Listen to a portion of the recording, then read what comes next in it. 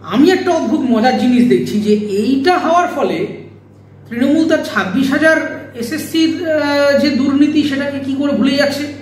এই যে জুলাই মাসে আমরা এখনো দিন গুনছি যে অনারেবল চিফ জাস্টিস কি রায় দেবেন, সেটা আমরা তো ভুলে গেলে চলবে না। তুমি একটা দিকে হচ্ছে বলে তুমি তোমার নিজের বেলায় আটিসুটি, পরের বেলায় চিমটিকাটি টাইপের যে অ্যাপ্রোচ নেওয়া হয়েছে এটাও তো আবার ভীষণ পলিটিক্যালি ভীষণ বায়াসড হয়ে যাচ্ছে। তুমি নিজের প্রতিবাদ করছো, আমরা প্রত্যেক ছাত্রছাত্রীরা এর সম্পূর্ণ বিরোধী, কিন্তু রাজ্য সরকারের চাকরিগুলো কেন চুরি গেছিল? দুর্নীতি এবং ক্রাইমের কোনো রং হয় না। তৃণমূল যে অন্যায় করেছেন, আমাদের রাজ্য সরকারের শিক্ষা দপ্তরের, স্বাস্থ্য দপ্তরের যে রেশন চুরি হয়েছে, চাকরি চুরি হয়েছে, এটাও যতটা অন্যায় হয়েছে, যতটা সামাজিকভাবে কদর্য, ঠিক একই রকম নিট ততটাই কদর্য। ব্রাত্য বসু দাবি করছেন যে রাজ্যের হাতে ফেরানো হোক মেডিকেল জয়েন্ট পরীক্ষা। হ্যাঁ, তাহলে তো ইনকামটা একটু বাড়ে। ইনকাম হচ্ছে না, এই পরীক্ষা দেবো, এই এসএসসি প্রার্থীদের আজকে যে অবস্থা, এরপরে ডাক্তারি প্রার্থীদের ওই সুপ্রিম কোর্ট দৌড়তে হবে, এরকম পরীক্ষার কোনো দরকার নেই মশাই। যে একটা ধরুন এটা একটা অর্গানাইজেশন, আমি ধরে নিলাম যে এর মধ্যে কোনো করাপশন নেই, কিন্তু আজ অব্দি এর কোনো না সুজয় কৃষ্ণ ভদ্র না অভিষেক ব্যানার্জি তিনি বলতেই পারেন না যে তিনি কোম্পানিটায় কি করেন। সর্বভারতীয় মেডিকেল পরীক্ষা নিট, এই নিট দুর্নীতির প্রতিবাদে পথে নেমেছে তৃণমূল কংগ্রেস। এবার প্রশ্ন তো করতেই হয়, তৃণমূল কি কিছুটা অক্সিজেন পেয়ে গেল? দেখুন, প্রথম কথা হচ্ছে যে নিট যে দুর্নীতিটা হয়েছে, সিস্টেমিক ফ্রড এবং করাপশন, 24 লক্ষ ছেলে মেয়েদের ভবিষ্যৎ অন্ধকারে ডুবেছে। আমি এটার সম্পূর্ণ প্রতিবাদ জানাচ্ছি এবং আমি মনে করছি যে এনটিএ চেয়ারম্যানের এই বিষয়ে দরকারে পদত্যাগ করা উচিত। কারণ যে মেন্টাল ট্রমা বা ডিস্ট্রেসের মধ্যে দিয়ে ছাত্ররা যাচ্ছেন, আমি নিজে একজন ছাত্র হিসেবে এর 100% বিরোধী। এর পক্ষে একটিও যুক্তি হতে পারে না। কারণ 24 লক্ষ ছেলেমেয়ের জীবন এর সাথে জড়িয়ে রয়েছে এবং 3 বছর 4 বছর কঠোর পড়াশোনা করে তারা এই পরীক্ষাগুলো দিচ্ছেন। ফলে কোনো রকম প্রশ্ন চুরি, ইনস্টিটিউশনাল যে ঘুষ নিয়ে প্রশ্ন বিক্রি করে দেওয়া, উত্তরপত্র জালিয়াতি হওয়া, ছেলে মেয়েদের সাথে যে অনাচার হয়েছে, এই অব্যবস্থার দায় অ্যাবসলিউটলি সরকারকে নিতে হয় বলে মনে করছি এবং এনটিএ চেয়ারম্যানের পদত্যাগ আমি আগেই বিভিন্ন চ্যানেলে দাবি করেছি, যেটা হতে পারে না। কিন্তু আমি একটা অদ্ভুত মজার জিনিস দেখছি যে এইটা হওয়ার ফলে তৃণমূল তার 26,000 এসএসসির যে দুর্নীতি সেটাকে কি করে ভুলে যাচ্ছে। এই যে জুলাই মাসে আমরা এখনো দিন গুনছি যে অনারেবল চিফ জাস্টিস কি রায় দেবেন, সেটা আমরা তো ভুলে গেলে চলবে না। আপনারা কখনোই এটা বলতে পারেন না যে নিট হয়েছে, আমি তো বললাম আমি 100% বিরোধী, কিন্তু তার মানে ওইটার 100% বিরোধিতা করছি মানে আমি আবার 100% এসএসসি দুর্নীতির পক্ষে সওয়াল করছি, এ কথা ভেবে নিলে তো চলবে না। তার কারণ 2010 থেকে বিভিন্ন পরীক্ষা হয়েছে, তার রেজাল্ট বার করতে পারেনি। ওখানে এখনো অনশনে বসে আছে হাজার হাজার মানুষ, তাদের জীবনের এটা নিয়ে কে উত্তর দেবে? তুমি একটা দিকে হচ্ছে বলে তুমি তোমার নিজের বেলায় আটিসুটি, পরের বেলায় চিমটিকাটি টাইপের যে অ্যাপ্রোচ নেওয়া হয়েছে এটাও তো আবার ভীষণ পলিটিক্যালি ভীষণ বায়াসড হয়ে যাচ্ছে। তুমি নিজের প্রতিবাদ করছো, আমরা প্রত্যেক ছাত্রছাত্রীরা এর সম্পূর্ণ বিরোধী, কিন্তু রাজ্য সরকারের চাকরিগুলো কেন চুরি গেছিল ওইটা দিয়ে এটাকে ঢেকে দেবেন না দয়া করে। এখনো মামলাটা পেন্ডিং, শুধু একটা মামলা নয়, এছাড়া ফুড এসআই এর মামলা আছে, একাধিক পাবলিক সার্ভিস কমিশনের মামলা, এখনো বেশ কিছু মামলা কোর্টে পেন্ডিং রয়েছে, পুলিশের চাকরির বেশ কিছু মামলা রয়েছে। এইগুলো কিন্তু করাপশন। দেখুন, করাপশনের কিন্তু ওটা বিজেপি করেছে বলে ওটা একটু বেশি, এটা তৃণমূল করলে এটা একটু কম, এরকম হয় না। দুর্নীতি এবং ক্রাইমের কোনো রং হয় না। তৃণমূল যে অন্যায় করেছেন, আমাদের রাজ্য সরকারের শিক্ষা দপ্তরের, স্বাস্থ্য দপ্তরের যে রেশন চুরি হয়েছে, চাকরি চুরি হয়েছে, এটাও যতটা অন্যায় হয়েছে, যতটা সামাজিকভাবে কদর্য, ঠিক একই রকম নিট ততটাই কদর্য। কারণ করাপশনের কোনো পক্ষে বিপক্ষে হতে পারে না। কিন্তু এই যে একটা অদ্ভুত মজা তৈরি করেছেন এরা, যে সব জায়গায় এমনভাবে বলছেন দেখেছেন নিটে হলো আর আপনারা আমাকে বলেন, এটা তো হতে পারে না। আমি তো তুমি অন্যায় করলে তোমাকে তো বলবোই, আবার নরেন্দ্র মোদী অন্যায় করলে নরেন্দ্র মোদীকে বলবো, সেটাই তো নিয়ম, আইন শৃঙ্খলার তো মানেটাই তাই। নরেন্দ্র মোদী করলে তিনি যেমন ছাড় পাবেন না, মমতা বন্দ্যোপাধ্যায় বা পার্থ চট্টোপাধ্যায় করলেও আমরা তাকে ছাড় দেবো না। কারণ এখানেও আমার কয়েক হাজার মানুষের ভবিষ্যৎ জড়িয়ে আছে। আমরা এখনো জানি না যে 26,000 অ্যাপ্রক্সিমেটলি যে মানুষদের চাকরি, যারা এই মুচলেখা দিয়ে চাকরি করছে, আমরা জানি না জুলাই মাসের পরে তাদের কি হবে, তাদের পরিবার কিভাবে সার্ভাইভ করবে, তাদের চাকরি থাকবে কিনা, টাকা ফেরত দেবেন কিনা, কিভাবে দেবেন, এডুকেশনাল ইনস্টিটিউটগুলো কিভাবে চলবে, এত লোক চলে গেলে নতুন নিয়োগ কবে হবে, এতগুলো ফাঁকা পদ পড়ে রয়েছে, 8 থেকে 10,000 প্রাইমারি স্কুল বন্ধ হয়ে গিয়েছে, ছেলেমেয়েরা কমপ্লিটলি স্কুল ছুট হয়ে গেছে, বাংলা মিডিয়ামে কোনো অভিভাবক অভিভাবক ছেলে মেয়েদের পড়াতে চাইছে না, তার কারণ তারা ধরেই নিয়েছেন যে বাংলা মিডিয়ামের কোনো ভবিষ্যৎ নেই। এই উত্তরগুলো কে দেবে? এই উত্তরগুলো তো আমাদেরকে খুঁজতে হবে। এই উত্তরগুলোও কিন্তু আমি আশা করব যে তৃণমূল কংগ্রেসের সমর্থকরা তারা নিশ্চয়ই মমতা বন্দ্যোপাধ্যায় এবং তার ক্যাবিনেটের থেকে চাইবেন। সেটা যদি চান তাহলে অ্যাবসলিউটলি তাদের নিট নিয়ে কথা বলাটা জাস্টিফাইড। কিন্তু নিট নিয়ে বলছি আর এইদিকে আমি যে চুরিগুলো করলাম সেইটাকে আমি একেবারে পকেটে ভরে নিলাম, ওইটা নিয়ে আর কথা নিয়ে একদম বাড়ালাম না, তাহলে কিন্তু সেটা ভণ্ডামি হয়ে যাবে। আমি একজন নাগরিক হিসেবে আমার বয়ান একদম খুব সিম্পল, আমি দুটোরই কমপ্লিট বিরোধিতা করছি। নিটের প্রশ্ন চুরি 100% অন্যায় হয়েছে, আমি মনে করছি যে এনটিএ চেয়ারম্যানের পদত্যাগ করা উচিত। একই রকমভাবে কেন্দ্রীয় শিক্ষা দপ্তরের যেমন এই বিষয়ে কড়া ব্যবস্থা নেওয়া উচিত, দরকারে রিজাইন করা উচিত, যা প্রোটোকল রয়েছে সেটা করবে। একইভাবে আমার এখানকার শিক্ষা দপ্তর যে চাকরি বিক্রি করেছে, রেশন দপ্তর যে রেশন বিক্রি করেছে, অনারেবল চিফ মিনিস্টারকে আনসার দিতে হবে, এসএসসি চেয়ারম্যানকে ডিজাইন করতে হবে, এবং যে সমস্ত আমলারা এই বিরাট বড় নেটওয়ার্কের সাথে জড়িত তাদেরকে আইডেন্টিফাই করে তাদেরকে সাসপেন্ড করতে হবে। দুটোই ইকুয়ালি অন্যায় এবং দুটোই দেশের সার্বভৌম গণতান্ত্রিক কাঠামোর সম্পূর্ণ বিরোধী এবং পলিটিক্যাল ক্রাইম। নিট কেলেঙ্কারির অভিযোগ প্রসঙ্গে কুণাল ঘোষ দাবি করছেন যে ধেরে ইঁদুরদের এবং আসল মাথাদের ধরতে হবে, কি বলবেন? দেখুন, কুণাল ঘোষ মহাশয় তিনি এরকম অনেক কিছুই বলেন।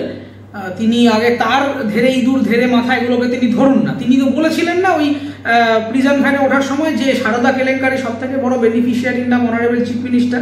তাহলে অনারেবল চিফ মিনিস্টারের থেকে বড় মাথা তো আর কেউ হতে পারে না করাপশনে। তাহলে আজকে মাননীয় কুণাল ঘোষ মহাশয় তিনি কেন এই মমতা বন্দ্যোপাধ্যায়ের জয়ধ্বনি তুলছেন? তার মানে উনি কি একটা অন্য মানুষ হয়ে গেলেন জেল থেকে বেরিয়ে এসে?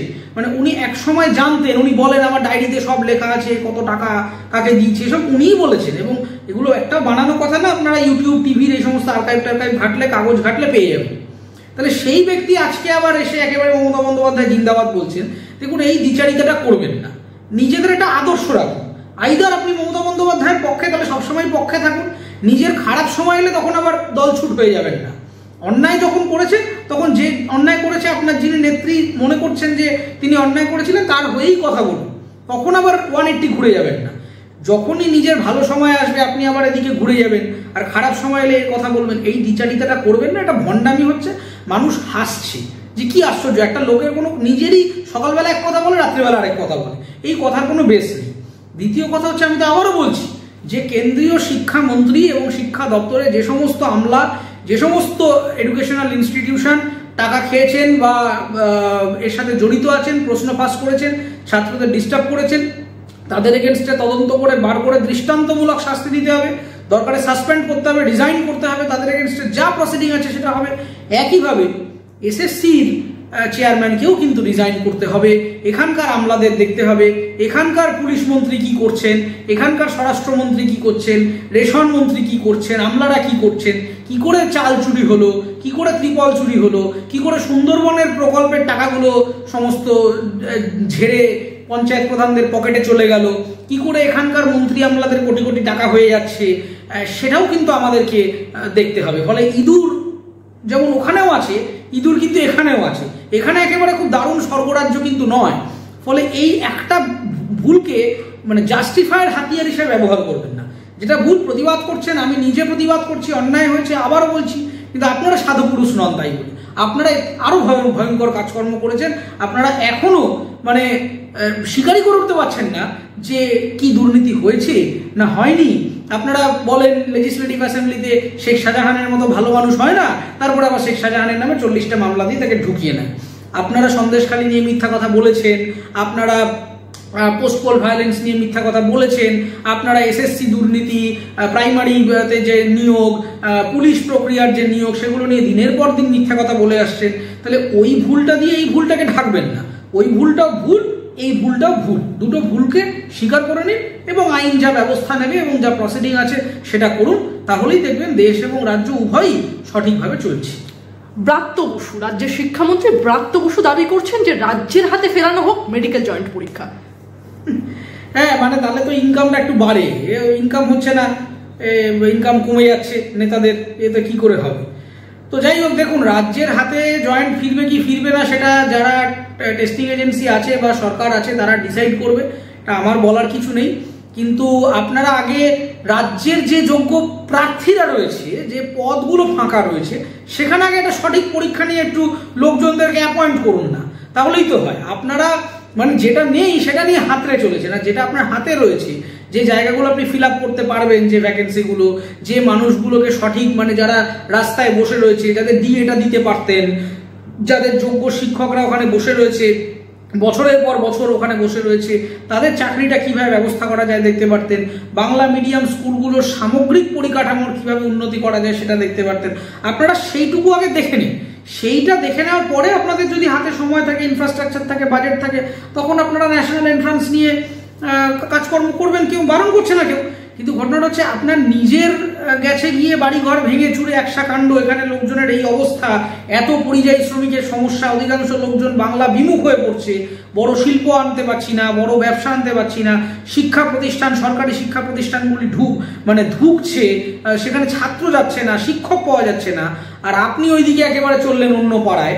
সেটা না করে আমি ব্রাত্য বসু, মাননীয় মন্ত্রী মহাশয়, আমি আপনাকে অনুরোধ করব যে আপনি আগে আপনার শিক্ষা ব্যবস্থাটা দেখুন। যে 8-10 হাজার স্কুল বন্ধ হয়ে গেছে, আপনি সেটা আগে খুলুন না, সেটা আগে খুলুন। মিড ডে মিল যাতে চুরি না হয় সেটা দেখুন। সেখানে কিভাবে আরো বাংলা মিডিয়াম স্কুলে বাংলা ভাষায় আরো কিভাবে বারবারন্ত করা যায়, ছেলেমেয়েরা আরো বেশি পরিমাণে আসে, আপনি সেইটা আগে দয়া করে মাননীয় মন্ত্রী মশাই আপনি একটু দেখুন। সেইটা দেখার পরে যদি আপনার মনে হয় যে আপনার কাছে এনাফ স্পেস আছে, এনাফ ব্যান্ডউইথ আছে, আপনি করতে পারবেন, নিশ্চয়ই করবেন, কেন করবেন না? আমরা এফিশিয়েন্ট লোকের থেকেই তো পরীক্ষাটা মানে কন্ডাক্ট হোক চাইছি। কিন্তু এই পরীক্ষা দেব, এই এসএসসি প্রার্থীদের আজকে যে অবস্থা, এরপরে ডাক্তারি প্রার্থীদের ওই সুপ্রিম কোর্ট দৌড়তে হবে, এরকম পরীক্ষার কোনো দরকার নেই মশাই। তার থেকে পড়াশোনা ব্যবস্থা তুলে দিন, তাও ভালো, একদম শিক্ষা ব্যবস্থা তুলে দিন, দিয়ে লোকের হাতে ওই যেটা বললাম বন্দুক বোমা ইত্যাদি নিয়ে প্রশিক্ষণ দিন। কারণ বোমাবাজ বন্দুকবাজদেরই তো এখন সম্মান। তো যদি শিক্ষাটা রাখতে হয় তাহলে শিক্ষিত ট্রান্সপারেন্ট বডির দ্বারা অপারেট করুন, এক চোরকে দিয়ে আরেক চোরের কাজ করবেন না, এইটুকুই আমার অনুরোধ। লিপস অ্যান্ড বাউন্স সংস্থা এবং তার ডিরেক্টরদের কাছ থেকে পাওয়া যে বাজেয়াপ্ত সম্পত্তির পরিমাণ এত কম কেন প্রশ্ন তুলেছেন বিচারপতি অমৃতা সিনহা। পাশাপাশি প্রাথমিক নিয়োগ দুর্নীতি মামলায় কলকাতা হাইকোর্টে নতুন করে রিপোর্ট পেশ করলো ইডি এবং সিবিআই। বিচারপতি অমৃতা সিনহার এজলাসে এই সংক্রান্ত মামলার শুনানি ছিল এদিন। শুনানিতে ইডির তদন্তকারীদের একাংশের ভূমিকা নিয়ে রীতিমতো প্রশ্ন তুলেছেন বিচারপতি। আপনার কি মনে হয়, সিবিআই বা ইডি ঠিকমতো তদন্ত করতে সক্ষম হচ্ছে না, বা এর পেছনে কি অন্য কোনো খেলা আছে? দেখুন, প্রথম কথা হচ্ছে লিপস অ্যান্ড বাউন্স কোম্পানিটির অপারেশন সম্পর্কে আমি আজ অব্দি ক্লিয়ারলি কোনো স্টেটমেন্ট কোনো মন্ত্রী, ডিরেক্টর, এমনকি অনারেবল অভিষেক বাবু বন্দ্যোপাধ্যায়ের কাছ থেকেও পাইনি। তার কারণ হচ্ছে যে একটা ধরুন এটা একটা অর্গানাইজেশন, আমি ধরে নিলাম যে এর মধ্যে কোনো করাপশন নেই, কিন্তু আজ অব্দি এর কোনো না সুজয় কৃষ্ণ ভদ্র না অভিষেক ব্যানার্জি তিনি বলতেই পারেন না যে তিনি কোম্পানিটায় কি করেন। আপনি ধরুন টাটার কাছে গেলেন, কি রিলায়েন্স পেট্রোকেমিক্যালের কাছে গেলেন, কি স্টেট ব্যাংকের কাছে গেলেন, তারা তো বলবে যে ভাই আমার ব্যবসার এই নাম, আমরা এই পরিষেবা, আমরা ব্যাংকিং পরিষেবা দিই, আমরা ফাইন্যান্সের কাজ করি, কি আমরা ম্যানুফ্যাকচারিং করি, পেট্রোকেমিক্যাল। একটা সংস্থা কি করে? কখনো শুনি তারা নাকি কি সব জলের কারবার টারবার আছে, কখনো শুনি তারা নাকি কি সব কনসাল্টিং করে, কি কনসাল্টিং করে, কাদের কনসাল্টিং করে সে আমি বুঝতে পারি না। ফলে এই সংস্থাটার মধ্যে একটা বড় ধোঁয়াশা আছে, এটা খুব এভিডেন্ট। তার কারণ সংস্থার ডিরেক্টরদের সম্পত্তির পরিমাণ কম, অথচ সংস্থার নামে অনেক নাকি বাড়ি গাড়ি আছে। এর যে কে মালিক, কে বোর্ড অফ ডিরেক্টরস, কে যে অপারেটিং অফিসার, কে এক্সিকিউটিভ অফিসার, কারোর সাথে কারোর কথাবার্তার কোনো মিল নেই। তবে এটা খুবই এভিডেন্ট যে এই সংস্থার মধ্যে অবশ্যই একটা ধোঁয়াশার গন্ধ আছে। তার কারণ কেউ আজ অব্দি কনফিডেন্টলি বলতে পারে না যে সংস্থার অপারেশনটা কি করে। একটা ব্যবসা হতেই পারে। দেখুন, আজকে ব্যাঙ্গালোরে বহু স্টার্ট আপ কোম্পানি আছে, তাদের ওনার বা সিইও যদি মার্সিডিজ করে যায়, বিএমডব্লিউ চলে যায়, আমরা তো তাকে দেখে কুৎসিত মন্তব্য করছি না। তিনি তো গর্বের সাথে বলেন যে হ্যাঁ ভাই ব্যবসাটা চালাই, এটা আমার অর্গানাইজেশন, এই ব্যবসার টাকায় আমার এই বাড়ি হয়েছে, গাড়ি হয়েছে। তিনি কষ্ট করে রোজগার করেছেন, তিনি তার লাইফ এনজয় করছেন, কোনো অসুবিধা নেই।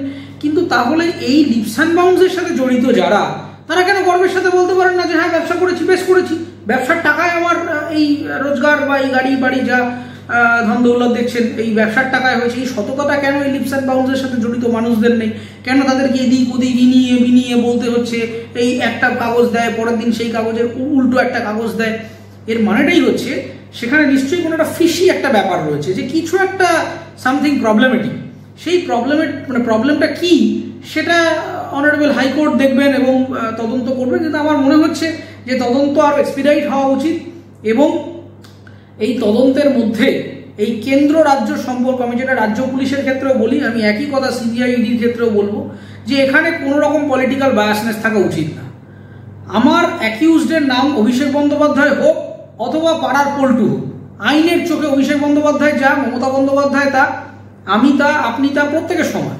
কিন্তু যখনই একটা ইনভেস্টিগেশনের মধ্যে পলিটিক্যাল বায়াসনেস চলে আসবে এবং এই যে একটা অদ্ভুত ইমিউনিটি এনজয় করতে আরম্ভ করেছেন নেতারা, যে আমাদের কেউ ধরতে পারবে না, আমি কত বড় ইনফ্লুয়েন্সিয়াল লিডার, এইটা কিন্তু খুব ডেঞ্জারাস। আজকে অরবিন্দ কেজরিওয়ালের মতো মানুষকে যদি জেলে যেতে হয়, আজকে হেমন্ত সোরেনের মতো মানুষকে যদি জেলে যেতে হয়, তাহলে পশ্চিমবঙ্গে সেই ইনভেস্টিগেশনগুলো এরকম একটু টালমাটাল হয়ে যাচ্ছে কেন? কি এমন মেকানিজম কাজ করছে যার জন্য না সারদা তদন্তটার আমরা কোনো সলিউশন পেলাম, না এই রেশন বা এই লিপস অ্যান্ড বাউন্সের কথা বলছেন, বা শিক্ষার চুরির কথা বলছেন, চাকরি চুরির কথা বলছেন, আমরা কোনো কম্প্রিহেন্সিভ সলিউশনে পৌঁছতে পারছি না। এখানে কি এমন পলিটিক্যাল মেকানিজম রয়েছে, কি ইকুয়েশন ভিতরে রয়েছে, সেটা আমাদেরকে একটু ভাবতে হবে এবং আমাদেরকে এটা এনশিওর করতে হবে যে সিবিআই হোক, ইডি হোক অথবা রাজ্যের পুলিশ হোক, তার ওপরে কোনো দলের যেন ইনফ্লুয়েন্স না থাকে। সে তার ইনভেস্টিগেশনটা যত তাড়াতাড়ি হয় করবেন, রিপোর্ট দেবেন, যা রেজাল্ট আসবে, যা মহামান্য আদালত যা আদেশ দেবেন, আমরা সেটা মেনে নেব। লিপস অ্যান্ড বাউন্সের যে বাজেয়াপ্ত সম্পত্তির পরিমাণ, সে প্রসঙ্গে এদিন বিচারপতি অমৃতা সিনহা ইডির আইনজীবীকে প্রশ্ন করেন যে, আমি কোট আনকোট বলছি, এই সংস্থার এত কম পরিমাণ সম্পত্তি কেন বাজেয়াপ্ত হয়েছে। তিনি ইডির আইনজীবীকে প্রশ্ন করছেন, আপনারা যে রিপোর্ট দিচ্ছেন তাতে মনে হচ্ছে এই সংস্থার নিজস্ব কোনো আয়ের উৎসই নেই, টাকা অন্য কোথা থেকে আসছে, কোথা থেকে ওই টাকা এসেছে তা কি আপনারা খুঁজে দেখেছেন? দেখুন, প্রথম কথা, সংস্থার আয়ের উৎস নেই, সংস্থা লস মেকিং কোম্পানি এত বছর ধরে চলছে কেন? বোর্ড অফ ডিরেক্টরদেরকে তো জিজ্ঞাসা করতে হয় যে এই সংস্থার নাকি কিছুই নেই। তো অভিষেক বন্দ্যোপাধ্যায়ের এফিডেভিটেও লেখা ছিল তার নাকি নিজের বাড়ি নেই, গাড়ি নেই, কি করেন, এত গরিব মানুষ তিনি, অথচ তার লাইফস্টাইল, তিনি যে পোশাক আশাক পরেন, যে ফোন ব্যবহার করেন, যে ঘড়ি পরেন, কিংবা ধরুন যে ধরনের গাড়িতে যাতায়াত করেন, সেগুলো দেখে তো ঠিক মনে হয় না যে তিনি এতটা দরিদ্র মানুষ বলে। কিন্তু তিনি এফিডেভিটে লিখেছে। তো এবার ঘটনা হচ্ছে যে কাগজে লেখা আর রিয়েলিটি, এই দুটোর মধ্যে একটা ম্যাসিভ ডিফারেন্স আছে। এই ইডি যে ডকুমেন্ট পেশ করছেন বা অনারেবল জাস্টিস যে প্রশ্নটা করছেন, সেটা খুব ভ্যালিড প্রশ্ন, যে এই সংস্থা যদি এতই গরিব সংস্থা হবে, তাহলে তার এত প্রতাপ কি করে হলো, এত বড় বড় করাপশনে তার লিঙ্ক কি করে পাওয়া যাচ্ছে? একটা সংস্থা ধরুন কনসাল্টিং কোম্পানি চালায়, তাহলে কনসাল্টিং কোম্পানি চালানোর সাথে রেশন দুর্নীতির কি যোগ? জ্যোতিপ্রিয় মল্লিকের সাথে কেন এই কি সব ফোন কল টোন কল পাওয়া যাচ্ছে? পার্থ চট্টোপাধ্যায়ের বিভিন্ন জিনিসের সাথে এর কেন লিঙ্কেজ পাওয়া যাচ্ছে? এত তো ব্যবসা রয়েছে বাংলার বুকে, তো একটা কনসাল্টিং কোম্পানি নেই, হাজার হাজার স্টার্ট আপ রয়েছে। মানে ব্যাংকিং থেকে, ফাইন্যান্স থেকে, ম্যানুফ্যাকচারিং থেকে, আইটি থেকে এত কোম্পানি রয়েছে। তাদের সবার মধ্যে কি এই পার্থ চট্টোপাধ্যায়, জ্যোতিপ্রিয় মল্লিক, শেখ শাহজাহানদের মতো লোকেরা ঢুকে রয়েছেন? নিশ্চয়ই নেই, তারা তাদের মতো অপারেট করছেন। কিন্তু এই সংস্থার সাথে এই ব্যক্তিদের যোগসাজশের কারণ কি?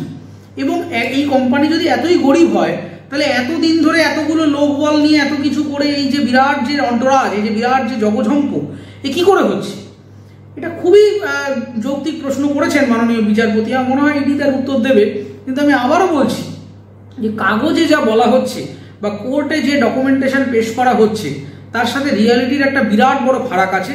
সেটা আপনারা, আমার কথা শোনার দরকার নেই, আপনারা এই কোম্পানির যারা director, board of directors, executive officer, operating officer, এদের জীবনযাপন দেখুন, তাদের কথা বলা, তাদের যা লাইফস্টাইল, যেভাবে তারা দিন যাপন করছেন, সেইটা দেখুন। আর তারা যা কাগজ দিচ্ছে সেইটা দেখুন। এই পরিমাণ অর্থ তো যে কোনো সাধারণ আপার মিডল ক্লাস ফ্যামিলির কাছেও আছে।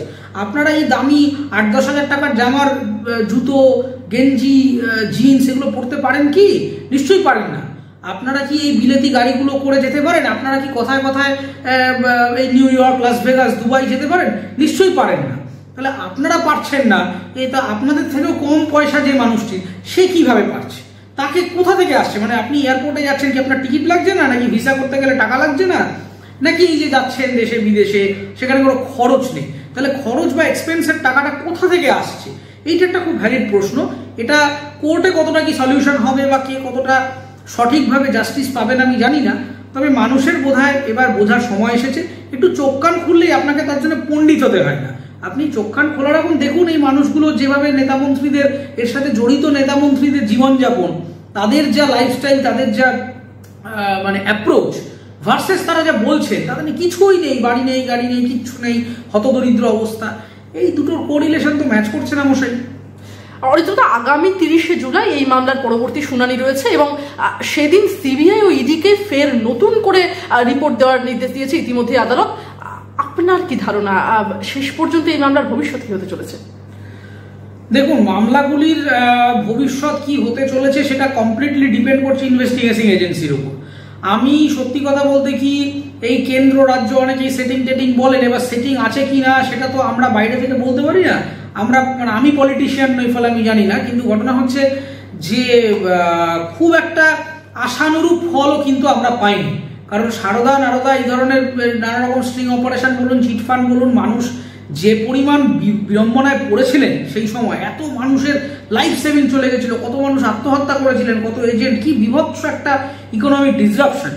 কিন্তু সত্যিই কিন্তু আমরা কোনো প্রপার জাস্টিস এখনো পর্যন্ত পাইনি এই সারদার বা এই ধরনের রোজ ভ্যালি, এই ধরনের চিটফান্ড মামলাগুলো যে হয়েছে, শুনলেই শুনি যে এইটা চলছে, ফলে আমাদের জাস্টিস সিস্টেমটা কোথাও গিয়ে একটু স্লো ডাউন করে গেছে। আমাদের একটা জুডিশিয়াল রিফর্মের প্রয়োজন বলে আমি মনে করছি, যে এবার না একটু টাইমলি ম্যানারে শেষ করতে হবে। মানে যেটা বারবার বলা হয় যে justice delayed equal to justice denied.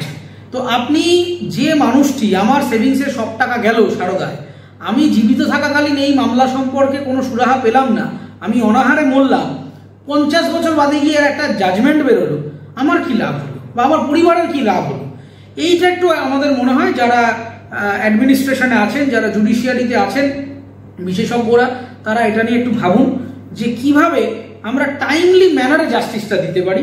এবং একের পর এক মামলা হচ্ছে, দুর্নীতি হচ্ছে, আমরা চিৎকার চেঁচামেচি করছি, পাড়ার আড্ডা থেকে টিভি চ্যানেল একদম লাফালাফি করে ফাটিয়ে দিচ্ছি, but in the end result পাচ্ছি কি সেইটা আমাদের একটু দেখতে হবে। যে অভিযুক্ত বা যে অনাচার করছে সেই মানুষটা সাজা হচ্ছে কি, নাকি তিনি খুব ইনফ্লুয়েন্সিয়াল নেতা বলে, নেত্রী বলে, মন্ত্রী বলে, আমলা বলে তিনি কোথাও গিয়ে একটা অলিখিত ইমিউনিটি এনজয় করছেন?